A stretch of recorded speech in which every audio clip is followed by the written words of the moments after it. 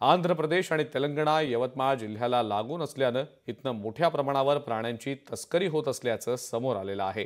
प्राण्यांच्या तस्करी संदर्भातला हा विशेष रिपोर्ट पाहूया।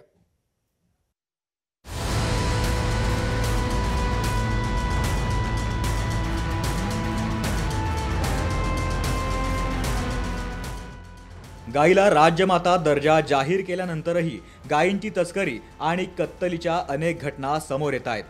यवतमाळ जिल्ह्यात प्राण्यांची तस्करी खुलेआम सुरू आहे। आंध्र प्रदेश आणि तेलंगणा यवतमाळ जिल्ह्याला लागून आहे। त्याचबरोबर या स्थानिक पोलिसांचे हात असल्याचं देखील बोललं जात आहे। वणीमध्ये गोवंश तस्करी प्रकरणी पंचनामा करताना गोवंश आयोग समितीला बांगलादेशाशी कनेक्शन असल्याचा प्राथमिक संशय व्यक्त केला गेलाय। बांगलादेशात एका व्यक्तीचं आधार कार्ड आणि पॅन कार्ड आढळून आल्यानं खळबळ उडाली आहे। त्यामुळे प्राण्यांची तस्करी आणि कत्तल रोखण्यासाठी प्रशासन गंभीर नसल्याचा आरोप होतोय।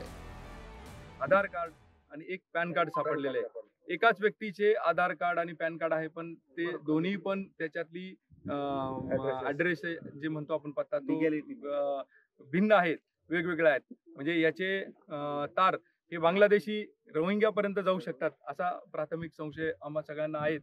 आज आता चौकशी चालू आहे। चौकशीमुळे काही खूप आज आम्हाला बोलता नाही येणार। जे काही कार्यवाही होईल, आयोग इथे आला आहे याचा अर्थ महाराष्ट्र राज्य गोसेवा आयोगाने याची गंभीरतेने दखल घेतलेली आहे। हा संदेश महत्त्वाचा आहे। पोलीस प्रशासनानं मागणी केली की जे कोणी हे कृत्य केले असेल त्यांच्यावरती कडक कारवाई करण्यात यावी। वणीत गोवंशाच्या तस्करी प्रकरणी हिंदुत्ववादी संघटना आक्रमक झाल्यात। त्यांच्याकडून कडक कारवाई करण्याची मागणी देखील केली जाते। तसंच गोवंशाची तस्करी करणारी वाहने राज्यातील टोल नाके, पोलीस चौकी ओलांडून जातातच कशी असा प्रश्न देखील विचारला जातोय। वणीतल्या पोलीस प्रशासनाने सुद्धा या सर्व गोष्टीवर सखोल चौकशी ठेवायला पाहिजे आणि हे संपूर्ण गौमातेचे जे काही हत्या होत आहे त्यांच्यावर तुरंत ऍक्शन घेऊन कारवाई झाली पाहिजे। या ट्रकमधून अवैधरित्या गो तस्करीसाठी वाहतूक होत आहे।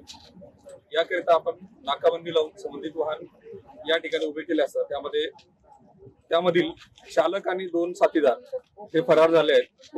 ट्रक जागेवर उभा करून तिन्ही अज्ञात लोक फरार झाले आहेत। तरी त्यांच्यावर आता संबंधित याच्यावर योग्य ती प्राणी संरक्षण अधिनियमान्वये कारवाई करण्यात येईल।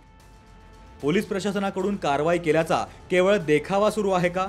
वर्षभरात पोलिसांनी 125 कारवाया करून 291 आरोपींविरुद्ध गुन्हे दाखल केलेत, तरी प्राण्यांच्या तस्करीला कुठेही लगाम का बसत नाही असा प्रश्न सध्या विचारला जातोय।